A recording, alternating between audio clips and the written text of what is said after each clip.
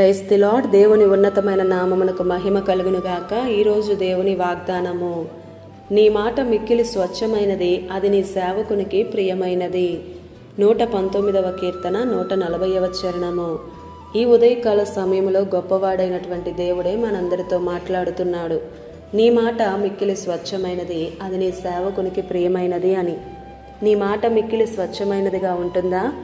ఈరోజు దేవుడు నిన్ను ఆశీర్వదించాలంటే దేవుడు ఎలాంటి వాడంటే మన వస్త్రాల వాసన చూస్తాడు. ఇస్సాకు ఏశావును పిలిచి, నా కోసం వేటాడి మాంసం తీసుకొనిరా, నేను తిని నిన్ను ఆశీర్వదిస్తాను అని అంటాడు. ఇస్సాకు భార్య చిన్న కుమారుడైనటువంటి యాకోబుకి ఏశావు వస్త్రాలు ధరించి పంపుతుంది.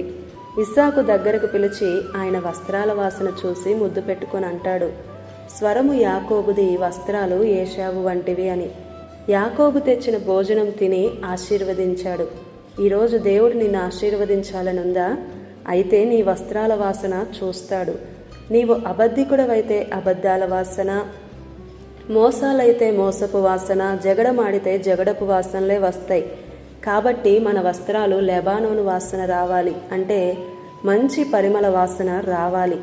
సర్వశక్తిమంతుడైనటువంటి మన యేసయ్య మాటలని, వాక్యాలని మన ఆలోచనలలో, పెదవులలో, నోటిలో, మన వస్త్రాలలో కూడా ఉండాలి.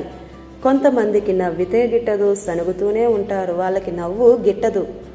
ఎవరేమనుకున్నా అందరితో సంతోషంగా నెమ్మదిగా మాట్లాడేది నేర్చుకోవాలి. నీ మాటకి ఎదుటివారు బలపడాలి. కొందరికి మాట్లాడితే కోపం, అనుమానం, సంతోషం వస్తుంది. యోబు అంటాడు, నాసికా రంధ్రంలో ఉచ్ఛ్వాస నిశ్వాసలు దేవుని ఆత్మ ఉంది అని. దేవుడు నా మీద మనసు పెట్టాడు కాబట్టే ఉచ్ఛ్వాస నిశ్వాసలు జరుగుతున్నాయి.